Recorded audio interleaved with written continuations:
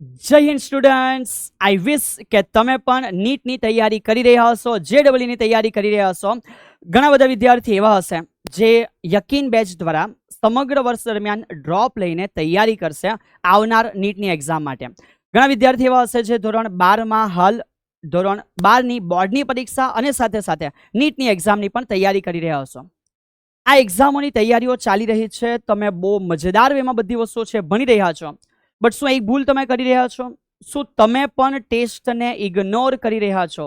શું તમને પણ સન્ડે ટેસ્ટ આવે છે એ જાણીને મનની અંદર આનંદ થવાના બદલે ક્યાંક એવું દુઃખ થાય છે કે ક્યાં એક્ઝામ આવી ગઈ યાર? તો તમે બી એ જ ભૂલ તરફ આગળ વધી રહ્યા છો, જે ભૂલ ઘણા બધા વિદ્યાર્થીઓ કરી ચૂક્યા છે અને સમજાવતા ગયા છે. તમામે તમામ ટોપર્સ વાલા આ ભૂલ નહીં કરતા, ટેસ્ટ નહીં ચૂકતા, દરેકે દરેક ટેસ્ટ આપજો, જેથી તમને તમારા પરિણામ વિશે અંદાજો મળતો રહે. અને આ જ બધી વસ્તુઓને ધ્યાનમાં રાખીને જે મોક ટેસ્ટ હોય છે ને વાલા, ધ્યાન રાખજે. અને તૈયારી કરી રહ્યા છો યકીનમાંથી કે બીજા કોઈ પણ બેચમાંથી પણ જે મોક ટેસ્ટ હોય છે ખૂબ જરૂરી હોય છે. આના કેટલાક મેઇન પોઈન્ટ છે ને હું ડાયરેક્ટ આજે તમારા જોડે ડિસ્કસ કરીશ. વેરી ફર્સ્ટ પોઈન્ટ છે માસ્ટર ઇન ટાઈમ મેનેજમેન્ટ. આપણે રોજ બોલીએ કે સર એક્ઝામમાં સમય ઓછો પડે છે, પણ એ સમય ઓછો પડી રહ્યો છે એનું ઇવેલ્યુશન કેવી રીતે થશે? ક્યાં સમયની ફાળવણી કરવાની છે ને ક્યાંથી સમય બચાવી લેવાનો છે એ ખબર કેવી રીતે પડશે? જ્યારે તમે આવી એક્ઝામો છે ને રેગ્યુલર આપશો, જ્યારે આવી મોક ટેસ્ટ દ્વારા તમે પોતાને ઇવેલ્યુએટ કરશો કે સમય ક્યાં ઘટે છે ને ક્યાં બચાવી શકાય છે. એ ટેસ્ટ આપવાથી જ ખબર પડશે. બોલ્યા કરવાથી સમય ઘટ્યા જ કરશે, એ ક્યારે વધવાનો નથી. તો ટેસ્ટ આપો અને પોતાની અંદર ઇમ્પ્રુવમેન્ટ લાવો. સેકન્ડ પોઈન્ટ છે એક્સપોઝ ધી વીકનેસ.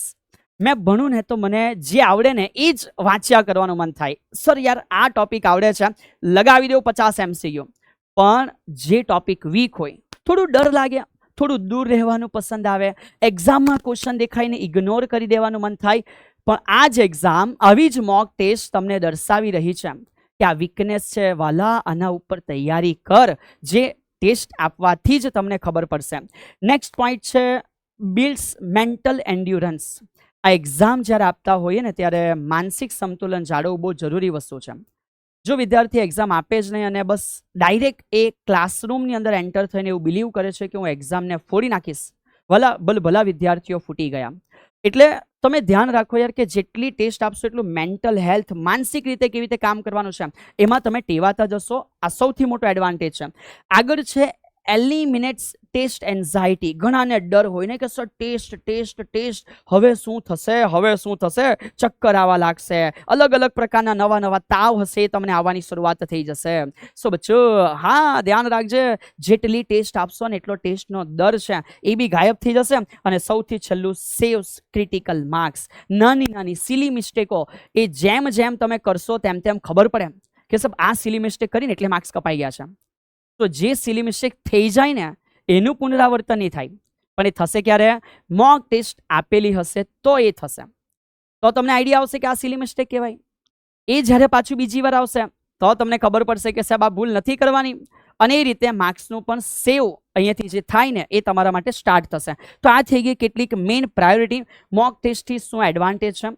હવે જ્યારે તમે એક્ઝામ આપી રહ્યા હોય, તમારી મોક ટેસ્ટ આપી રહ્યા હોય, તમે યકીન બેચની અંદર છો, બેચમાં ટેસ્ટ આપી રહ્યા હોય, લક્ષ્ય બેચમાં છો, બેચની અંદર ટેસ્ટ આપી રહ્યા હોય, ધ્યાન રાખજો ટેસ્ટ આપો છો ત્યારે બિફોર ટેસ્ટ તમે પ્રોપર ટાઈમ જે છે એ લઈને બેસવાનું છે.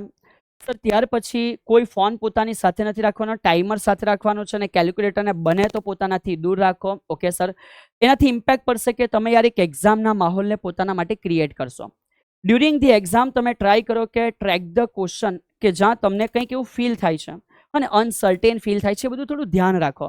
અને even if you gas correctly કે કોઈ ક્વેશ્ચન આવ્યું અને તમને ગેસ થઈ જ ગયો કે આ જ પ્રશ્ન છે, આનો જવાબ આ જ આવે છે, એ બી ધ્યાનમાં રાખો કે ભાઈ આવું મારી એક્ઝામ દરમિયાન થઈ રહ્યું છે.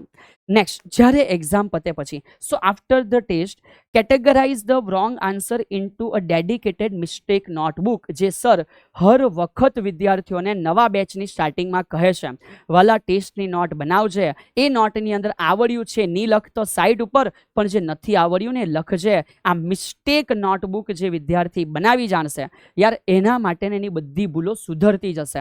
સૌથી મોટો એડવાન્ટેજ આ તમારા મોક ટેસ્ટ દ્વારા તમને મળશે.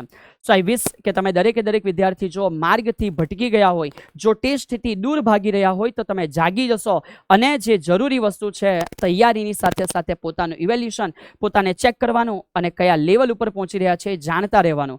તો આપ દરેકે દરેક વિદ્યાર્થી હવે પ્રોમિસ કરવાનું રહેશે કે sir we are completely attend over each and every test in each and every batch. હા, whenever you learn બેટા, જ્યાં ભણો છો, જ્યાંથી ભણો છો, ગમે તે રીતે ભણો છો, પણ પોતાની ટેસ્ટ છે એ આપશો. એ પ્રોમિસ આજે આ સેશન પછી, આ વિડીયો પછી સરને કોમેન્ટ સેક્શનમાં આપવાનું છે. અને ટેસ્ટ આપીને નીટની અંદર 720માંથી કેટલું રિઝલ્ટ એ તમારો એક્સપેક્ટેડ સ્કોર છે એ જણાવવાનું નહીં ભૂલતા. બાકી બીજા કોઈ પણ પ્રશ્ન હોય આ રીતના નીટની તૈયારીઓ માટે કે બીજા કોઈ બી તમારા અભ્યાસ અંગેના પ્રશ્નો હોય કોમેન્ટ સેક્શનમાં બિંદાસ લખો. સર જોઈ લેશે. વેલિડ ક્વેશ્ચન માટે આવા સેશનો બનાવતા રહીશું. જય હિન્દ.